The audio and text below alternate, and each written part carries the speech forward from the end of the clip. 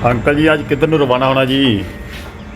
ਅੱਜ black wine ਆਪਾਂ ਚੱਲਾਂਗੇ ਜੈਪੁਰ। ठीक है जी। ਨਾਰਾਇਣਾ ਵਿਖੇ ਜਿੱਥੇ ਗੁਰੂ ਸਾਹਿਬ ਆਪਣਾ ਅਗਲਾ ਪੜਾਅ ਕਰਦੇ ਹਨ। ਪੜਾਅ ਦਾ ਰਾਹ ਫਿਰ ਹੋਰ ਵੀ ਹੋਣਗੇ ਔਰ ਹਜੇ ਖੋਜ ਨਹੀਂ ਹੋਈ ਉਹਨਾਂ ਸਥਾਨਾਂ ਦੀ। ਅਤੇ ਇਸ ਤਰ੍ਹਾਂ ਆਪਾਂ ਰੁਕੇ ਹਾਂ ਚੂਰੂ ਸ਼ਹਿਰ ਦੇ ਵਿੱਚ, ਜੋ ਕਿ ਰਾਜਸਥਾਨ ਦਾ ਇੱਕ ਜ਼ਿਲ੍ਹਾ ਹੈ। ਇੱਥੇ ਗੁਰਦੁਆਰਾ ਸਿੰਘ ਸਭਾ ਹੈ, ਇੱਥੇ ਅਸੀਂ ਰੁਕੇ ਹਾਂ। ਇੱਥੋਂ ਜਿਹੜੇ ਪ੍ਰਬੰਧਕ ਹਨ ਗੁਰੂ ਘਰ ਦੇ ਵਜ਼ੀਰ ਭਾਈ ਮੁਖਤਿਆਰ ਸਿੰਘ ਜੀ ਹਨ, ਅਤੇ ਇੱਥੇ ਰਾਸਤੇ ਕੀਤਾ ਸੀਗਾ ਕਿ ਸਾਧ ਸੰਗਤ ਜੀ ਆਪਾਂ ਚੱਲਾਂਗੇ ਹੁਣ ਜੈਪੁਰ। ਅਤੇ ਇੱਕ ਬੇਨਤੀ ਸਾਰੀਆਂ ਸੰਗਤਾਂ ਨੂੰ ਅਸੀਂ ਕਰਦੇ ਹਾਂ ਕਿ ਇੱਧਰਲਾ ਜਿਹੜਾ ਪਾਣੀ ਹੈਗਾ ਲਾਹੌਰ ਤੋਂ ਸ਼ੁਰੂ ਹੋ ਜਾਂਦਾ, ਉਹ ਜ਼ਿਆਦਾ ਵਧੀਆ ਨਹੀਂ। ਕਈਆਂ ਨੂੰ ਫਿੱਟ ਪੈਂਦਾ, ਕਈਆਂ ਨੂੰ ਫਿੱਟ ਨਹੀਂ ਪੈਂਦਾ। ਇਸ ਕਰਕੇ ਤੁਸੀਂ ਆਪਣਾ ਪਾਣੀ ਨਾਲ ਲੈ ਕੇ ਆਓ। ਅਸੀਂ ਵੀ ਆਪਣਾ ਪਾਣੀ ਨਾਲ ਲੈ ਕੇ ਆਏ। ਕੋਈ ਵੀ ਲੈ ਲਓ ਪਾਣੀ, ਅਸੀਂ ਕਿਸੇ ਪਾਣੀ ਦੀ ਉਸੀ ਨਹੀਂ ਕਰਦੇ। ਅਤੇ ਆਪਣਾ ਫਿਲਟਰ ਵਾਲਾ ਪਾਣੀ ਵਰਤੋ ਜਾਂ ਫਿਰ ਪਾਣੀ ਜਿਹੜਾ ਵਾ ਦੂਜਾ ਵਾ ਬੋਤਲ ਵਾਲਾ। ਅਤੇ ਪਾਣੀ ਦਖਲਾ ਕਰਨਾ ਹੈ ਪੇਟਾਂ ਨੂੰ ਖਰਾਬ ਕਰਨਾ ਹੈ। ਆਓ ਅੱਜ ਤੁਸੀਂ ਵੀ ਸਾਡੇ ਨਾਲ ਕਰੋ।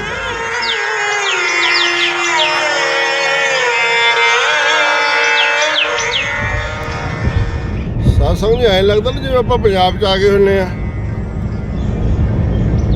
ਪਰ ਇਹ ਰਾਜਸਥਾਨ। ਆਪਾਂ ਚੂਰੂ ਤੋਂ ਸਵੇਰੇ ਚੱਲੇ ਸੀਗੇ, ਉੱਥੋਂ ਕੋਈ 200 ਦੇ ਕਰੀਬ ਕਿਲੋਮੀਟਰ ਸਫ਼ਰ ਹੈਗਾ। ਆਪਾਂ ਨਾਰਾਇਣਾ ਵਿਖੇ ਪਹੁੰਚਣ ਵਾਲੇ ਆ ਦਾਦੂ ਦੁਆਰੇ। ਇਹ ਐਂ ਵੇਖਣ ਨੂੰ ਲੱਗਦਾ ਚਾਰ ਚੁਫੇਰੇ ਜਿਵੇਂ ਇਹ ਪੰਜਾਬ ਦਾ ਇਲਾਕਾ ਆਉਂਦਾ। ਇੱਧਰ ਹਰਿਆਵਲ ਆ ਗਈ ਹੈ, ਬਹੁਤ ਵਧੀਆ ਇਲਾਕਾ। ਅਤੇ ਸੜਕ ਬੜੀ ਸਮੂਥ ਹੈ, ਗੱਡੀ ਬਲਾਈ ਵਾਂਗੂ ਚੱਲਦੀ ਹੈ ਉੱਪਰ। ਐਂ ਲੱਗਦਾ ਜਿਵੇਂ ਗੱਡੀ ਤਿਲਕਦੀ ਜਾਂਦੀ ਹੋਵੇ। ਕੋਈ ਟੋਆ ਨਹੀਂ, ਕੋਈ ਕੁਛ ਨਹੀਂ, ਬਹੁਤ ਸਾਫ਼। 30-35 ਕਿਲੋਮੀਟਰ ਦਾ ਇਹ ਇੰਨਾ ਹੈਗਾ ਸਫ਼ਰ ਜਿਹੜਾ ਵਿਚਾਲੇ ਜਿਹਾ ਵਧੀਆ ਸੜਕ ਬਣੀ ਹੋਈ ਹੈ।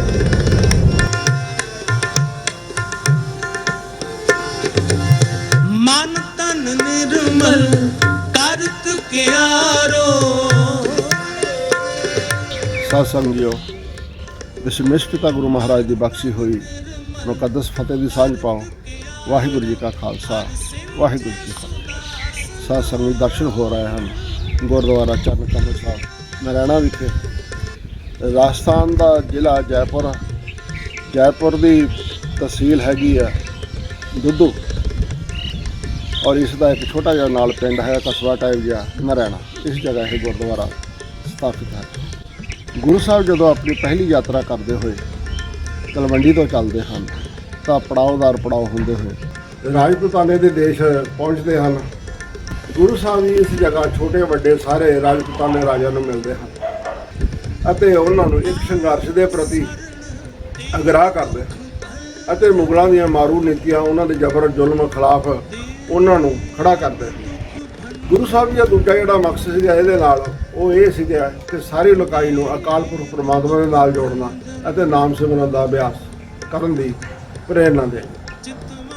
ਗੁਰੂ ਸਾਹਿਬ ਆਪਣੇ ਇਹ ਦੋ ਉਦੇਸ਼ ਲੈ ਕੇ ਇਸ ਰਾਜਪੂਤਾਂ ਦੇ ਦੇਸ਼ ਵਿੱਚੋਂ ਨਿਕਲਦੇ ਹੋਏ ਜਾ ਰਹੇ ਸਨ। ਗੁਰੂ ਸਾਹਿਬ ਜੀ ਅੱਗੇ ਮੁਗਲ ਬਾਦਸ਼ਾਹ ਔਰੰਗਜ਼ੇਬ ਨੂੰ ਮਿਲਣ ਵਾਸਤੇ ਜਾ ਰਹੇ ਸਨ। ਇੱਕ ਜ਼ਫ਼ਰਨਾਮਾ ਲਿਖਦੇ ਜਿਸ ਵਿੱਚ ਗੁਰੂ ਸਾਹਿਬ ਉਸ ਨੂੰ ਸਾਰੀ ਮਿੱਥਿਆ ਲਿਖਦੇ ਹਨ ਅਤੇ ਔਰੰਗਜ਼ੇਬ ਇਸ ਜ਼ਫ਼ਰਨਾਮੇ ਨੂੰ ਪੜ੍ਹ ਕੇ ਬਹੁਤ ਹੀ ਪਰੇਸ਼ਾਨ ਹੋ ਜਾਂਦਾ ਹੈ।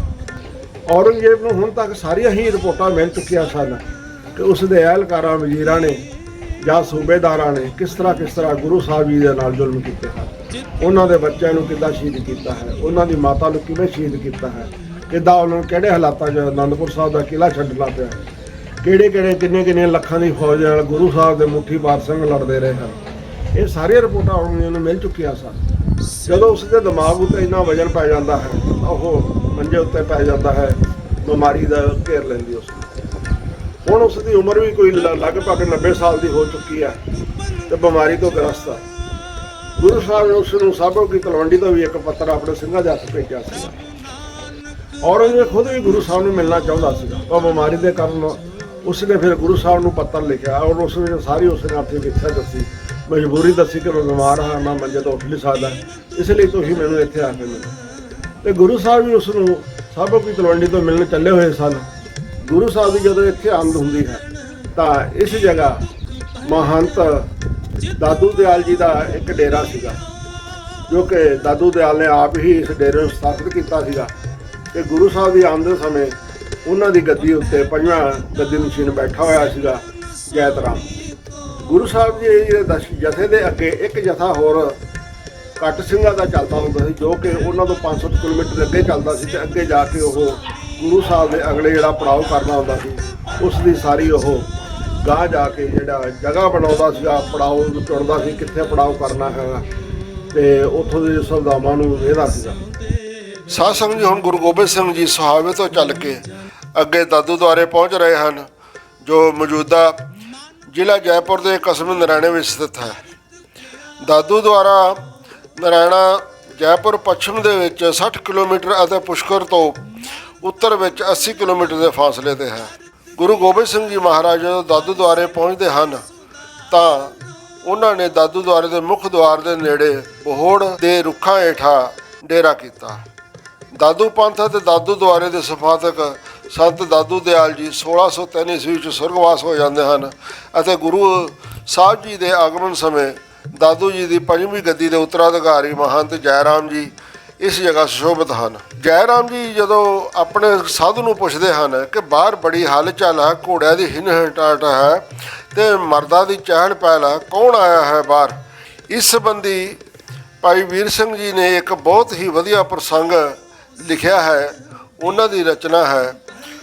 ਉਹ ਕਹਿੰਦੇ ਹਨ ਕਿ ਮਹੰਤ ਜੈ ਰਾਮ ਜੀ ਸੰਤ ਨੂੰ ਪੁੱਛਦੇ ਹਨ, ਆਪਣੇ ਚੇਲੇ ਨੂੰ ਪੁੱਛਦੇ ਹਨ। ਜੈਤ ਰਾਮ ਜੀ ਕਹਿ ਰਹੇ ਹਨ, ਤੁਸੀਂ ਬਾਹਰ ਤੋਂ ਆਇਓ, ਕੌਣ ਰਾਜਾ ਉਤਰਿਆ ਹੈ? ਦੁਆਰ ਤੇ ਬਾਹਰ ਬੋੜਾ ਤਲੇ ਨਾਲ ਸੈਨਾ ਹੈ, ਘੋੜਿਆਂ ਦੀ ਹਿਨਹਨਾਟ ਹੈ, ਮਰਦਾਂ ਦੀ ਚਹਿਲ ਪਹਿਲ ਹੈ। ਤੇ ਸੰਤ ਉੱਤਰ ਦਿੰਦਾ ਹੈ, ਬੜਾ ਸਵਾਦਲਾ ਯੋਧਾ ਹੈ ਪਰ ਯੋਧਾ ਨਹੀਂ, ਰਾਜਾ ਹੈ ਪਰ ਰਾਜਾ ਨਹੀਂ। ਜੈਤ ਰਾਮ ਕਹਿੰਦਾ, ਅੱਛਾ ਕੀਕੂ ਹੈ ਤੇ ਕੀਕੂ ਨਹੀਂ? ਫਿਰ ਉਹ ਸੰਤ ਜਵਾਬ ਦਿੰਦਾ ਹੈ ਜੈਤ ਰਾਮ ਨੂੰ, ਰਾਜ ਗੱਦੀ ਨਹੀਂ ਪਰ ਫਕੀਰ ਗੱਦੀ ਦਾ ਗੱਦੀ ਨਸ਼ੀਨ ਹੈ। ਜੈਤ ਰਾਮ ਜੀ ਕਹਿੰਦੇ ਹਨ, ਕੀ ਬੁਝਾਰਤਾਂ ਪਾ ਰਹੇ ਹੋ ਸਾਧੂ ਰਾਮ ਜੀ, ਅਣਮਿਲਵੀਆਂ ਗੱਲਾਂ ਕਹਿ ਕੇ ਤੁਸੀਂ ਹੈਰਾਨ ਕਰ ਰਹੇ ਹੋ। ਤਾਂ ਫਿਰ ਉਹ ਸਾਧੂ ਅੱਗੋਂ ਜਵਾਬ ਦਿੰਦਾ ਹੈ ਜੈਤ ਰਾਮ ਨੂੰ, ਸਾਹਿਬ ਸ੍ਰੀ ਗੁਰੂ ਗੋਬਿੰਦ ਸਿੰਘ ਜੀ ਮਹਾਰਾਜ ਸ੍ਰੀ ਗੁਰੂ ਨਾਨਕ ਸਾਹਿਬ ਜੀ ਦੀ ਗੱਦੀ ਦੇ 10ਵੀਂ ਜੋਤ ਗੱਦੀ ਨਸ਼ੀਨ ਹਨ। ਗੁਰੂ ਨਾਨਕ ਜੀ ਨੂੰ ਤਾਂ ਤੁਸੀਂ ਜਾਣਦੇ ਹੋ, ਉਹਨਾਂ ਦੀ ਪ੍ਰਸਿੱਧੀ ਘਰ ਘਰ ਵਿੱਚ ਹੈ। ਨਰਾਇਣੇ ਵਿੱਚ ਉਹਨਾਂ ਦਾ ਡੇਰਾ ਦਾਦੂ ਦੁਆਰਾ ਬਹੁਤ ਪ੍ਰਸਿੱਧ ਹੈ। ਦਾਦੂ ਦਿਆਲ ਜੀ ਦਾ ਦੇਹਾਂਤ ਦਾਦੂ ਦੁਆਰਾ ਨਰਾਇਣਾ ਵਿੱਚ ਹੋਇਆ। ਉਹਨਾਂ ਦੀ ਇੱਛਾ ਸੀਗੀ ਕਿ ਨਰਾਇਣੇ ਤੋਂ 15 ਕਿਲੋਮੀਟਰ ਦੂਰ ਪੜਾਣਾ ਪਹਾੜ ਉੱਤੇ ਕੀਤੀ ਜਾਵੇ। ਪੜਾੜਾ ਪਹਾੜ ਦਾਦੂ ਦੀ ਬਹੁਤ ਹੀ ਸੁੰਦਰ ਸਮਾਧੀ ਬਣੀ ਹੋਈ ਹੈ, ਜਿਸ ਦੇ ਆਪ ਹੁਣ ਦਰਸ਼ਨ ਕਰ ਰਹੇ ਹੋ ਜੀ। ਗੁਰੂ ਗੋਬਿੰਦ ਸਿੰਘ ਜੀ ਜਦੋਂ ਦਾਦੂ ਦੁਆਰੇ ਪਹੁੰਚੇ ਤਾਂ ਉਹਨਾਂ ਨੇ ਇੱਥੇ ਇੱਕ ਕੌਤਕ ਕੀਤਾ। ਉਹਨਾਂ ਨੇ ਕਮਾਨ ਦੇ ਗੋਸ਼ੇ ਨਾਲ ਤੀਰ ਦੀ ਨੋਕ ਦੇ ਨਾਲ ਦਾਦੂ ਜੀ ਦੀ ਸਮਾਧ ਨੂੰ ਨਮਸਕਾਰ ਕੀਤੀ। ਗੁਰੂ ਜੀ ਦੇ ਸਾਥੀ ਸਿੰਘਾਂ ਨੇ ਇਸ ਕਿਰਿਆ ਨੂੰ ਵੇਖਿਆ ਅਤੇ ਉਹ ਬੜੇ ਹੈਰਾਨ ਹੋ ਗਏ ਤੇ ਸੋਚਣ ਲੱਗੇ, ਮਹਾਰਾਜ ਜੀ ਨੇ ਆਪ ਤਾਂ ਗੌਰਮੜੀ ਪੂਜਨ ਤੋਂ ਮਨਾ ਕੀਤਾ ਹੈ ਤੇ ਆਪ ਹੁਣ ਦਾਦੂ ਜੀ ਦੀ ਸਮਾਧ ਨੂੰ ਨਮਸਕਾਰ ਕਰ ਦਿੱਤੀ ਹੈ। ਇਸ ਘਟਨਾ ਨੂੰ ਗੁਰੂ ਕੀ ਸਾਖੀਆਂ ਦੇ ਵਿੱਚ ਭਾਈ ਸਵਰੂਪ ਸਿੰਘ ਕੁਸ਼ਕ ਨੇ 1990 ਈਸਵੀ ਵਿੱਚ ਇਸ ਤਰ੍ਹਾਂ ਬਿਆਨ ਕੀਤਾ ਹੈ, भाई दया सिंह ने देखा तो खालसे की आज्ञा पाए गुरु जी के साथ इंज बचन किया, महाराज भावें आप असां दे गुरुदेव हो पर आप तनखाइयो हो, खालसा आपको दंड लगाना चाहता है। गुरु जी बोले, दया सिंह असा को बताइए कि हम तनखाइयाँ कैसे हैं। भाई साहब बोले, गरीब नवाज आप जी ने कहा था, जागत जोत जपे निस्बासर, एक बिना मन नेक न आने, पूर्ण प्रेम प्रतीत सहजे बरत, गोड़ मणि मठ पूल न माने। अब आपसे अवज्ञा हुई है कि तीर से आपने इस समाध को नमस्कार किया है, इसे करके खालसे ने आपको तनखाइया करार दिया है। गुरु जी ने सुन के यह बचन मुस्कराए तो कहा, भाई दया सिंह असा देख लिया है कि खालसा पूर्ण रूप बन गया है, कोई कमी नहीं रही इसमें। सतगुरा क्या, लो भाई सिखो, मैं तनखाइयाँ हाँ, आप जो चाहे मुझे सजा लगाए, काई इनकारी नहीं। इस समय भाई दया सिंह पंच प्यारे ने गुरमता करके गुरु जी तो 125 रुपये का दंड लिया। सतगुरा खजानसी से कहा, यह दंड इन्हें दे दीजिए। बचन पाए खजानसी ने उसी वक्त 125 रुपया खालसे के हवाले कर दिया। काई टिल बैठने की खालसे ने आई माया लंगर के सफरी और तंबू बनाने के लिए मिस्त्री के हवाले कर दी। गुरु जी ने यह कौतक खालसे नूं सिੱਖੀ ਰਹਿ ਰਹਿਤ ਅਤੇ ਮਰਿਆਦਾ ਵਿੱਚ ਪਰਪੱਕ ਕਰਨ ਲਈ ਵਰਤਾਇਆ ਸੀਗਾ। ਦਸਵੇਂ ਪਾਤਸ਼ਾਹ ਜੀ ਨੇ ਖਾਲਸੇ ਲਈ ਜੋ ਵਿਧੀ ਵਿਧਾਨ ਨਿਸ਼ਚਿਤ ਕੀਤੀ ਸੀ, ਖਾਲਸੇ ਦੀ ਅਗਵਾਈ ਲਈ ਸਭ ਤੋਂ ਪਹਿਲਾਂ ਉਸ ਦੀ ਪਾਲਣਾ ਆਪ ਕਰਕੇ ਦਿਖਾਈ। ਖਾਲਸੇ ਲਈ ਪੰਜ ਸਿੰਘਾਂ ਤੋਂ ਅੰਮ੍ਰਿਤ ਛਕਣ ਦੀ ਵਿਧੀ ਗੁਰੂ ਗੋਬਿੰਦ ਸਿੰਘ ਮਹਾਰਾਜ ਨੇ ਪ੍ਰਥਮ ਪੰਜ ਪਿਆਰਿਆਂ ਤੋਂ ਸਭ ਤੋਂ ਪਹਿਲਾਂ ਆਪ ਅੰਮ੍ਰਿਤ ਛਕਿਆ। ਪੰਜਾਂ ਪਿਆਰਿਆਂ ਦਾ ਗੁਰਮਤਾ ਜਾਂ ਹੁਕਮਨਾਮਾ ਹਰ ਗੁਰਸਿੱਖ ਨਾਮ ਲੈਵਾ ਲਈ ਜ਼ਰੂਰੀ ਹੈ। ਚਮਕੌਰ ਦੀ ਗੜੀ ਵਿੱਚ ਜਦੋਂ ਪੰਜਾਂ ਪਿਆਰਿਆਂ ਨੂੰ ਗੁਰਮਤਾ ਕਰਕੇ ਗੁਰੂ ਦਸ਼ਮੇਸ਼ ਪਿਤਾ ਜੀ ਨੂੰ ਗੜੀ ਨੂੰ ਛੱਡ ਜਾਣ ਦਾ ਹੁਕਮ ਕੀਤਾ ਤਾਂ ਗੁਰੂ ਜੀ ਨੇ ਪੰਜਾਂ ਪਿਆਰਿਆਂ ਦੇ ਅੱਗੇ ਸਿਰ ਝੁਕਾ ਦਿੱਤਾ ਅਤੇ ਅੱਧੀ ਰਾਤ ਨੂੰ ਗੜੀ ਛੱਡ ਕੇ ਨਿਕਲ ਗਏ। ਦਾਦੂ ਦੁਆਰੇ ਦੇ ਬਾਹਰ ਸਿੰਘਾਂ ਦੀ ਬੜੀ ਚਹਿਲ ਪਹਿਲ ਲੱਗੀ ਹੋਈ ਸੀ ਅਤੇ ਅੰਦਰ ਮਹੰਤ ਜੈ ਰਾਮ ਜੀ ਇੱਕ ਦਾਦੂ ਪੰਥੀ ਸੰਤ ਪਾਸੋਂ ਦਸਵੇਂ ਪਿਤਾ ਜੀ ਬਾਰੇ ਹੋਰ ਜਾਣਕਾਰੀ ਲੈ ਰਹੇ ਸਨ। ਪੰਥੀ ਸੰਤ ਦੱਸਦਾ ਹੈ, ਆਪ ਜੀ ਵਿੱਚ ਉਹੀ ਗੁਰੂ ਨਾਨਕ ਸਾਹਿਬ ਜੀ ਦੀ ਜੋਤ ਹੈ, ਨਾਮ ਦਾ ਰੰਗ ਉਹੀ ਹੈ। ਧਨ ਧਾਮ ਚਾਰ ਪੁੱਤਰ ਵਾਰ ਆਇਓ, ਸਾਰਾ ਪਾਤਸ਼ਾਹੀ ਲੁਟਾ ਆਇਓ ਅਤੇ ਫਿਰ ਆਪ ਚੜ੍ਹਦੀ ਕਲਾ ਵਿੱਚ ਹੈ। ਕੋਈ ਰਤਾ ਭਰ ਵੀ ਪਛਤਾਵਾ ਜਾ ਆਪ ਪਰ ਕੋਈ ਮਲਾਲ ਨਹੀਂ ਹੈ। ਹੈਨ ਫਕੀਰ ਪਰ ਟਾਕਰਾ ਵਕਤ ਦੇ ਪਾਤਸ਼ਾਹ ਦੇ ਨਾਲ ਹੈ। ਫੌਜਾਂ ਕਿਲੇ ਤੋਪਾਂ ਰਚ ਲਈਆਂ ਅਤੇ ਉਹ ਘਮਾਸਾਨ ਵਾਲੇ ਘਾਲੇ ਹਨ ਅਤੇ ਤੁਰਕੀ ਪਠਾਨੀ ਮੁਗਲ ਕੰਬ ਉੱਠੇ ਹਨ।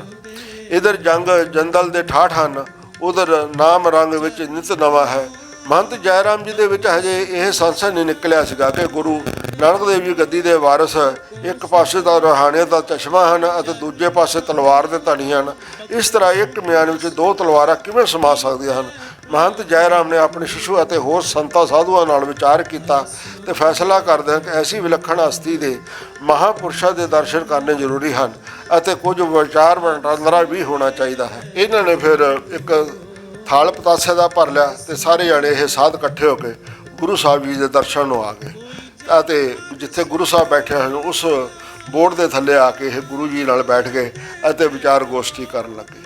ਇਹ ਕਹਿਣ ਲੱਗੇ, ਗੁਰੂ ਜੀ ਤੁਸੀਂ ਤਾਂ ਦਾਅਵਾ ਕਰਦੇ ਹੋ ਅਤੇ ਇੰਨੇ ਯੁੱਧ ਕੀਤੇ ਹੋਏ ਹਨ, ਇਹ ਤਾਂ ਗੱਦੀ ਨਿਰਦਾਵੇ ਵਾਲੀ ਸੀ। ਤਾਂ ਗੁਰੂ ਸਾਹਿਬ ਉਸ ਨੂੰ ਕਹਿੰਦੇ ਹਨ ਵੀ ਭਾਈ ਦਾਦੂ ਇੱਦਾਂ ਨਿਗਾ, ਜਦੋਂ ਕੋਈ ਇੱਟ ਮਾਰਦਾ ਹੈ ਤਾਂ ਉਸ ਨੂੰ ਅੱਗੋਂ ਇੱਟ ਦਾ ਜਵਾਬ ਪੱਥਰ ਨਾਲ ਦੇਣਾ ਪੈਂਦਾ ਹੈ। ਗੁਰੂ ਅਰਜਨ ਦੇਵ ਜੀ ਮਹਾਰਾਜ ਜੀ ਸ਼ਾਂਤੀ ਦੇ ਪੁੰਜ ਸਨ, ਜਿਨ੍ਹਾਂ ਨੂੰ ਕਿ ਇਹਨਾਂ ਲੋਕਾਂ ਨੇ ਤੱਤੀ ਤਵੀ ਦੇ ਉੱਤੇ ਬਿਠਾ ਕੇ ਸ਼ਹੀਦ ਕਰ ਦਿੱਤਾ। ਫਿਰ ਨੌਵੇਂ ਪਾਤਸ਼ਾਹ ਗੁਰੂ ਤੇਗ ਬਹਾਦਰ ਮਹਾਰਾਜ ਜੀ ਉਹ ਵੀ ਸ਼ਾਂਤੀ ਦੇ ਨਾਲ ਵਿਚਰ ਰਹੇ ਸਨ ਅਤੇ ਉਹਨਾਂ ਨੂੰ ਵੀ ਇਹਨਾਂ ਮੁਗਲਾਂ ਨੇ ਦਿੱਲੀ ਦੇ ਚਾਂਦਨੀ ਚੌਕ ਵਿੱਚ ਸ਼ਹੀਦ ਕਰ ਦਿੱਤਾ।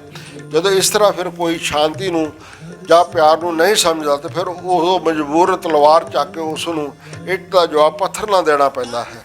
ਇਹ ਵਿਚਾਰ ਸੁਣ ਕੇ ਇਹ ਜੈਤ ਰਾਮ ਜੀ ਗੁਰੂ ਜੀ ਦੇ ਬਹੁਤ ਪ੍ਰਭਾਵਿਤ ਹੋਏ ਅਤੇ ਉਸ ਨੇ ਗੁਰੂ ਸਾਹਿਬ ਨੂੰ ਰੋਟੀ ਦਾ ਨਿਉਂਦਾ ਦਿੱਤਾ।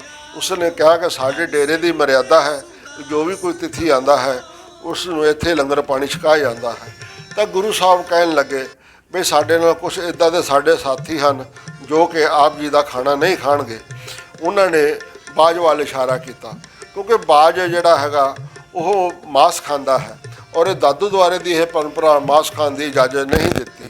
ਤਾਂ ਫਿਰ ਉਹ ਇਹਨਾਂ ਸਾਧਾਂ ਨੇ ਇਕੱਠੇ ਹੋ ਕੇ ਸਾਰਿਆਂ ਨੇ ਇੱਕ ਮਤਾ ਪਕਾਇਆ ਕਿ ਗੁਰੂ ਸਾਹਿਬ ਅੱਗੇ ਬੇਨਤੀ ਕੀਤੀ ਜਾਵੇ, ਉਹ ਬੇਨਤੀ ਨੂੰ ਪ੍ਰਵਾਨ ਕਰਨਗੇ। ਅਤੇ ਇਹ ਗੁਰੂ ਸਾਹਿਬ ਦੇ ਕੋਲੇ ਆਏ ਅਤੇ ਬੇਨਤੀ ਕਰਨ ਲੱਗੇ, ਗੁਰੂ ਸਾਹਿਬ ਇਹ ਬਾਜ ਆਪ ਦਾ ਹੈ ਔਰ ਅਗਰ ਤੁਸੀਂ ਇਸ ਨੂੰ ਜੋ ਖਵਾਓਗੇ ਬਾਜਰਾ ਜਾਂ ਜੌਂ ਜਿਹੜੇ ਵੀ ਸੀਗੇ ਉਹਨਾਂ ਕੋਲੇ ਤੁਸੀਂ ਛਕਾਓਗੇ ਤਾਂ ਇਹ ਜ਼ਰੂਰ ਛਕ ਲਵੇਗਾ।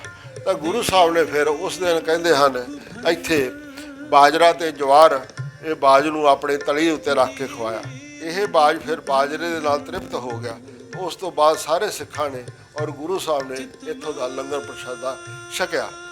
ਅਤੇ ਇਸ ਤਰ੍ਹਾਂ ਫਿਰ ਇਹ ਗੁਰੂ ਸਾਹਿਬ ਦੀ ਸ਼ਖਸੀਅਤ ਤੋਂ ਇੰਨੇ ਪ੍ਰਭਾਵਿਤ ਹੋਏ, ਇਹਨਾਂ ਨੇ ਇਸ ਤੋਂ ਬਾਅਦ ਇੱਕ ਨਾਗਾ ਫੌਜ ਬਣਾਈ ਜੋ ਕਿ ਸ਼ਸਤਰਧਾਰੀ ਸੀਗੀ ਔਰ ਉਸ ਨੇ ਕਹਿੰਦੇ ਹਨ ਕਿ ਕਈ ਯੁੱਧ ਮੁਗਲਾਂ ਦੇ ਖਿਲਾਫ ਲੜੇ ਵੀ ਹਨ। ਇਹ ਸਾਰਾ ਗੁਰੂ ਸਾਹਿਬ ਦਾ ਅਸਰ। ਫਿਰ ਇਹ ਹੌਲੀ ਹੌਲੀ ਇਹ ਜਿਹੜੀ ਹੈ ਫੌਜ ਇਹਨਾਂ ਖਤਮ ਹੋ ਗਈ ਹੈ। ਪਰ ਹੁਣ ਵੀ ਇਹਨਾਂ ਵਿੱਚ ਜਿਹੜੀ ਪਰੰਪਰਾ ਹੈ ਕਿ ਜਦੋਂ ਇਹ ਕੋਈ ਗੁਰਪੁਰਬ ਹੁੰਦੇ ਹਨ ਇਹਨਾਂ ਦੇ ਜਾਂ ਉਸ ਟਾਈਮ ਜਦੋਂ ਇਹ ਨਗਰ ਕੀਰਤਨ ਕਰਦੇ ਹਨ ਜਾਂ ਜਲੂਸ ਕੱਢਦੇ ਹਨ, ਜੋ ਵੀ ਇਹਨਾਂ ਦਾ ਹਿਸਾਬ ਕਿਤਾਬ ਹੈ, ਅਤੇ ਇਹ ਜਿਹੜੀ ਨਾਗਾ ਫੌਜ ਹੈ ਇਹਨਾਂ ਦੇ ਉਸ ਨਗਰ ਕੀਰਤਨ ਨੂੰ ਜਲੂਸ ਨੂੰ ਅੱਗੇ ਹੋ ਕੇ ਉਸ ਦੀ ਅਗਵਾਈ ਕਰਦੀ ਹੈ, ਅੱਗੇ ਅੱਗੇ ਚੱਲਦੀ ਹੈ। ਉਸ ਦੀ ਅਗਵਾਈ ਦੇ ਵਿੱਚ ਪਿੱਛੇ ਪਿੱਛੇ ਸਾਰਾ ਇਹ ਨਗਰ ਕੀਰਤਨ ਇਹਨਾਂ ਦਾ ਚੱਲਦਾ ਰਹਿੰਦਾ ਹੈ। ਗੁਰੂ ਸਾਹਿਬ ਜੀ ਇੱਥੇ ਇੱਕ ਰਾਤ ਔਰ ਇੱਕ ਦਿਨ ਦਾ ਵਿਸ਼ਰਾਮ ਕਰਨ ਤੋਂ ਬਾਅਦ ਆਪਣੇ ਅਗਲੇ ਪੜਾਅ ਹੁਣ ਜੈਤ ਰਾਮ ਗੁਰੂ ਸਾਹਿਬ ਜੀ ਦੇ 1 ਕਿਲੋਮੀਟਰ ਬਾਹਰ ਸ਼ਹਿਰ ਤੋਂ ਛੱਡਣ ਤੱਕ ਆਉਂਦਾ ਹੈ ਔਰ ਉਹ ਗੁਰੂ ਸਾਹਿਬ ਨੂੰ 25 ਰੁਪਏ ਦੀ ਭੇਟਾ ਵੀ ਭੇਟ ਕਰਦਾ ਹੈ। ਗੁਰੂ ਸਾਹਿਬ ਉਸ ਦੀ ਭੇਟਾਂ ਨੂੰ ਕਹਿੰਦੇ ਹਨ ਭਾਈ ਜੈਤਰਾ ਨੂੰ ਸਾਨੂੰ ਇਸ ਚੀਜ਼ ਦਾ ਲੋੜ ਨਹੀਂ ਤੇ ਪਰ ਉਹ ਜਦੋਂ ਦੁਬਾਰਾ ਕਹਿਣ ਦੇ ਉੱਪਰ ਗੁਰੂ ਗੋਬਿੰਦ ਸਿੰਘ ਮਹਾਰਾਜ ਜੀ ਫਿਰ ਭਾਈ ਦਇਆ ਸਿੰਘ ਨੂੰ ਕਹਿੰਦੇ ਹਨ ਕਿ ਇਸ ਦੀ ਭੇਟਾ ਲੈ ਲਓ। ਭਾਈ ਦਇਆ ਸਿੰਘ ਇਸ ਦੀ ਭੇਟਾ ਲੈ ਲੈਂਦੇ ਤੇ ਗੁਰੂ ਸਾਹਿਬ ਜੀ ਨਾਲ ਗੱਲਾਂ ਕਰਦਾ ਹੋਇਆ ਉਹ ਨਾਲ ਨਾਲ ਚੱਲਦੇ ਤਾਂ ਉਹ ਗੁਰੂ ਸਾਹਿਬ ਜੀ ਨਾਲ ਗੱਲਾਂ ਕਰਦਾ ਹੋਇਆ ਦੱਸਦਾ ਹੈ ਕਿ ਗੁਰੂ ਸਾਹਿਬ ਜੀ ਆਪ ਦੱਖਣ ਵੱਲ ਨੂੰ ਜਾ ਰਹੇ ਹੋ ਤੇ ਉਸ ਜਗ੍ਹਾ ਇੱਕ ਮਾਧੋ ਦਾਸ ਬੈਰਾਗੀ ਨਾਂ ਦਾ ਸਾਧ ਰਹਿੰਦਾ ਹੈ ਜੋ ਕਿ ਥੋੜ੍ਹਾ ਹੰਕਾਰੀ ਵੀ ਹੈ ਪਰ ਉਹ ਇੱਕ ਬਹਾਦਰ ਯੋਧਾ ਵੀ। ਉਹ ਆਪਣੇ ਡੇਰੇ ਵਿੱਚ ਆਏ ਹੋਏ ਸੰਤਾਂ ਨੂੰ ਬੜੇ ਆਦਰ ਸਨਮਾਨ ਨਾਲ ਮੰਜੇ ਉੱਤੇ ਲਾਉਂਦਾ ਹੈ ਤੇ ਬਾਅਦ 'ਚ ਆਪਣੀਆਂ ਸ਼ਕਤੀਆਂ ਦੇ ਨਾਲ ਉਹ ਮੰਜਾ ਮੂਧਾ ਮਾਰ ਦਿੰਦਾ ਹੈ। ਉਸਨੇ ਮੇਰੇ ਨਾਲ ਵੀ ਇੱਦਾਂ ਕੀਤਾ ਹੈ ਅਤੇ ਉਸਨੇ ਜਦੋਂ ਮੈਨੂੰ ਮੰਜੇ ਤੋਂ ਥੱਲੇ ਸਿੱਟਿਆ ਤੇ ਆਪ ਉਹ ਬਹੁਤ ਜ਼ੋਰ ਦੀ ਹੱਸਿਆ। ਆਪ ਉੱਧਰ ਨਾ ਜਾਣਾ। ਗੁਰੂ ਜੀ ਕਹਿੰਦੇ ਹਨ ਕਿ ਹੁਣ ਤਾਂ ਅਸੀਂ ਜ਼ਰੂਰ ਜਾਵਾਂਗੇ ਅਤੇ ਉਸ ਨੂੰ ਜ਼ਰੂਰ ਮਿਲਾਂਗੇ। ਇੰਨੀ ਗੱਲ ਕਹਿ ਕੇ ਗੱਲਾਂ ਬਾਤਾਂ ਕਰਦੇ ਹੋਏ ਗੁਰੂ ਸਾਹਿਬ ਜੀ 1 ਕਿਲੋਮੀਟਰ ਚੱਲਣ ਤੋਂ ਬਾਅਦ ਇਹ ਯਾਤਰਾ ਗੁਰੂ ਸਾਹਿਬ ਜੀ ਤੋਂ ਆਪਣੀ ਵਾਪਸੀ ਕਰਦਾ ਹੈ ਤੇ ਗੁਰੂ ਸਾਹਿਬ ਜੀ ਇਸ ਤੋਂ ਅੱਗੇ ਫਿਰ ਆਪਣੇ ਅਗਲੇ ਪੜਾਅ ਵੱਲ ਜਾਂਦੇ। ਜੈਪੁਰ ਅਤੇ ਦੁੱਧ ਦੀ ਸੂਝਵਾਨ ਸੰਗਤ ਨੇ ਇਸ ਸਥਾਨ ਦੀ ਇਤਿਹਾਸਕ ਮਹਾਨਤਾ ਨੂੰ ਮੁੱਖ ਰੱਖਦਿਆਂ ਹੋਇਆ ਸਭ ਤੋਂ ਪਹਿਲਾਂ ਇੱਥੇ ਇੱਕ ਛੋਟੇ ਜਿਹੇ ਕਮਰੇ ਦੇ ਰੂਪ ਵਿੱਚ ਗੁਰਦੁਆਰਾ ਸਾਹਿਬ ਦੀ ਇਮਾਰਤ ਬਣਾਈ ਅਤੇ ਕੁਝ ਸਰਾਂ ਵਾਸਤੇ ਕਮਰੇ ਵੀ ਬਣਾਏ। ਦਸ਼ਮੇਸ਼ ਪਿਤਾ ਜੀ ਦੇ ਇੱਥੇ ਚਰਨ ਪਾਉਣ ਵਾਲੇ ਦਿਹਾੜੇ ਦੀ ਖੋਜ ਕਰਕੇ ਸਾਲਾਨਾ ਸਮਾਗਮ ਵੀ ਆਰੰਭੇ। ਡੇਰਾ ਕਾਰ ਸੇਵਾ ਖਡੂਰ ਸਾਹਿਬ ਦੇ ਉਸ ਸਮੇਂ ਦੇ ਮੁਖੀ ਸਤਿਕਾਰਯੋਗ ਸੰਤ ਬਾਬਾ ਉੱਤਮ ਸਿੰਘ ਜੀ ਗੁਰਦੁਆਰਾ ਦਾਤਾ ਬੰਦੀ ਛੋੜ ਪਾਤਸ਼ਾਹੀ ਛੇਵੀਂ ਕਿਲ੍ਹਾ ਗਵਾਲੀਅਰ ਵਿਖੇ ਕਾਫੀ ਸਮਾਂ ਪਹਿਲਾਂ ਤੋਂ ਹੀ ਕਾਰ ਸੇਵਾ ਦਾ ਕਾਰਜ ਕਰਿਆ ਕਰਦੇ ਸਨ। 1990 ਵਿੱਚ ਜੈਪੁਰ ਦੀਆਂ ਸੰਗਤਾਂ ਨੇ ਉਚੇਚੇ ਤੌਰ ਤੇ ਉੱਥੇ ਪਹੁੰਚ ਕੇ ਬਾਬਾ ਉੱਤਮ ਸਿੰਘ ਜੀ ਅਤੇ ਬਾਬਾ ਅਮਰ ਸਿੰਘ ਜੀ ਨੂੰ ਬੇਨਤੀ ਕੀਤੀ ਅਤੇ ਬਾਬਾ ਜੀ ਨੇ ਇਹਨਾਂ ਸੰਗਤਾਂ ਦੀ ਇੱਛਾ ਅਨੁਸਾਰ ਨਰਾਇਣੇ ਦੇ ਇਸ ਪਵਿੱਤਰ ਅਸਥਾਨ ਦੀ ਕਾਰ ਸੇਵਾ ਆਰੰਭੀ ਅਤੇ ਪੂਰੀ ਇਹ ਜ਼ਿੰਮੇਵਾਰੀ ਨਾਲ ਬਾਬਾ ਜੀ ਨੇ ਕਾਰਜ ਕੀਤਾ ਅਤੇ ਅੱਜ ਬਹੁਤ ਹੀ ਖੂਬਸੂਰਤ ਗੁਰਦੁਆਰਾ ਇੱਥੇ ਬਣਿਆ ਹੋਇਆ ਹੈ। ਪਰ ਉਹ ਪੁਰਾਣਾ ਜਿਹੜਾ ਗੁਰਦੁਆਰਾ ਇੱਕ ਕਮਰੇ ਵਾਲਾ ਸੀਗਾ ਉਹ ਅੱਜ ਵੀ ਮੌਜੂਦ ਹੈ ਜਿਸ ਦੇ ਆਪ ਸਭ ਸੰਗਤ ਦਰਸ਼ਨ ਕਰ ਰਹੇ ਹੋ ਜੀ। ਇਸ ਵਿੱਚ ਗੁਰੂ ਮਹਾਰਾਜ ਜੀ ਅੱਜ ਵੀ ਪ੍ਰਕਾਸ਼ਮਾਨ ਹਨ ਅਤੇ ਸੰਗਤਾਂ ਦੂਰੋਂ ਨੇੜੋਂ ਆ ਕੇ ਦਰਸ਼ਨ ਕਰਦੀਆਂ ਹਨ। ਕਾਰ ਸੇਵਾ ਵਾਲੇ ਬਾਬਾ ਸੇਵਾ ਸਿੰਘ ਜੀ ਹੋਣਾ ਵੱਲੋਂ ਇੱਥੇ ਇੱਕ ਅਜਾਇਬ ਘਰ ਵੀ ਬਣਾਇਆ ਗਿਆ ਹੈ ਜੋ ਕਿ ਗੁਰੂ ਘਰ ਦੇ ਇਤਿਹਾਸ ਨੂੰ ਸੁਣਾਉਂਦਾ। ਆਓ ਆਪਾਂ ਇਸ ਦੇ ਅੰਦਰ ਚੱਲਦੇ ਹਾਂ ਤੇ ਕਰਦੇ ਹਾਂ ਦਰਸ਼ਨ। ਜਦੋਂ ਆਪਾਂ ਇਸ ਦੇ ਅੰਦਰ ਐਂਟਰੀ ਕਰਦੇ ਹਾਂ ਤਾਂ ਖੱਬੇ ਹੱਥ ਦੇ ਨਾਲ ਹੀ ਦਸਾਂ ਪਾਤਸ਼ਾਹ ਦੇ ਬਹੁਤ ਹੀ ਸੁੰਦਰ ਚਿੱਤਰ ਉਭਰੇ ਹੋਏ ਹਨ। ਇਸ ਤੋਂ ਫਿਰ ਅਗਲਾ ਜਿਹੜਾ ਪੜਾਅ ਹੁੰਦਾ ਹੈ ਪੜਾਅ ਹੁੰਦਾ ਹੈ ਬਾਕੀ ਜਿੱਦਾਂ ਹੋਰ ਸਿੰਘਾਂ ਸ਼ਹੀਦਾਂ ਦੇ ਸਾਹਿਬਜ਼ਾਦਿਆਂ ਦੇ ਇਹਨਾਂ ਸਾਰਿਆਂ ਦੇ ਹੀ ਇਹ ਚਿੱਤਰ ਗੈਲਰੀ ਬਣੀ ਹੋਈ ਹੈ। ਬਹੁਤ ਹੀ ਇਹ ਸੁੰਦਰ ਵੇਖਣਯੋਗ ਹੈ। ਬਹੁਤ ਹੀ ਸਜੇ ਢੰਗ ਨਾਲ ਇਸ ਨੂੰ ਸਜਾਇਆ ਗਿਆ ਹੈ। ਸਾਸੰਗ ਇਹ ਹੈ ਇੱਥੋਂ ਦਾ ਇਤਿਹਾਸ। ਇਸ ਜਗ੍ਹਾ ਗੁਰਦੁਆਰਾ ਸਾਹਿਬ ਦੀ ਬਹੁਤ ਹੀ ਸੁੰਦਰ ਇਮਾਰਤ ਬਣੀ ਹੋਈ ਜੋ ਆਪ ਸਭ ਨੇ ਦਰਸ਼ਨ ਕੀਤੇ। ਬਾਬਾ ਸੇਵਾ ਸਿੰਘ ਜੀ ਖਡੂਰ ਸਾਹਿਬ ਵਾਲੇ ਉਹ ਇਸ ਗੁਰਦੁਆਰੇ ਦੀ ਕਾਰ ਸੇਵਾ ਕਰ ਰਹੇ ਹਨ। ਇਸ ਗੁਰਦੁਆਰੇ ਦੇ ਗੁਰੂ ਘਰ ਦੇ ਵੀਰ ਹੈਡ ਗ੍ਰੰਥੀ ਭਾਈ ਬਹਾਦਰ ਸਿੰਘ ਜੀ ਹਨ ਔਰ ਇਸ ਗੁਰਦੁਆਰੇ ਜਿਹੜਾ ਸਾਰਾ ਪ੍ਰਬੰਧ ਹੈ ਉਹ ਭਾਈ ਬਲਵਿੰਦਰ ਸਿੰਘ ਜੀ ਦੀ ਦੇਖ ਰੇਖ ਚੱਲ ਰਿਹਾ ਹੈ। ਇਹ ਹੈ ਸਾਸੰਗ ਜੀ ਇੱਥੋਂ ਦਾ ਇਤਿਹਾਸ। ਸਾਸੰਗ ਜੀ ਜਾਂਦੇ ਹੋਏ ਇੱਕ ਵਾਰੀ ਫਿਰ ਉਹੀ ਬੇਨਤੀ ਕਰਦੇ ਹਨ ਕਿ ਆਪ ਇਤਿਹਾਸ ਨੂੰ ਸ਼ੇਅਰ ਕਰਨ ਕਰੋ, ਵੀਡੀਓ ਨੂੰ ਸ਼ੇਅਰ ਕरें ਅਤੇ ਕਮੈਂਟ ਬਾਕਸ ਵਿੱਚ ਵਾਹਿਗੁਰੂ ਲੈ ਕੇ ਆਪਣੀ ਹਾਜ਼ਰੀ ਵੀ ਲਵਾਇਆ ਕਰੋ।